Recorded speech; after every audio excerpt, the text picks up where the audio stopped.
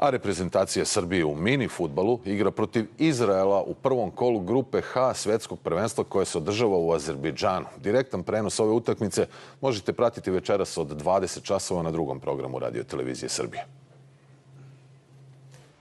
Srbija je aktuelni prvak Evrope i turnir započinje kao jedan od favorita za svetski tron. Najgora stvar je kada se ekipa pobedi u slačionici. Znači, ni jednu ekipu ne treba, jednu reprezentaciju ne treba da pobedi, da uđemo na teren kao da smo mi favoriti, kao da smo već pobedili, nego iz utakmice u utakmicu treba biti maksimalno skoncentrisan, treba poštovati svakog protivnika i ja verujem da rezultat, kada se tako pristupi, da rezultat ne može da izostane.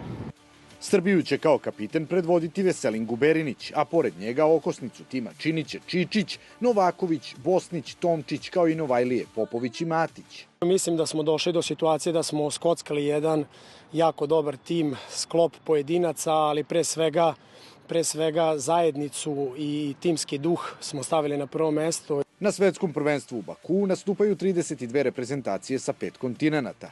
Podršku našem timu pružili su brojni velikani i nekadašnji reprezentativci u velikom fudbalu. Momci su fenomenalni, oni su nas prihvatili da igramo sa njima taj mali fudbal gde su oni stvarno neprikosnoveni i stvarno evo, u poslednjih nekoliko godina predstavljaju našu zemlju na jedan poseban način. Eto, evropski su prvaci, gde god odu, stvarno sa zadovoljstvom ih pratimo i uvek nas obraduju. Direktan prenos meča između Srbije i Izraela možete pratiti od 20 časova na drugom programu RTS. U subotu od 16 časova i 15 minuta Srbija igra sa Španijom, dok će u ponedeljak od 17:30 naš tim odmeriti snagi sa Ganom.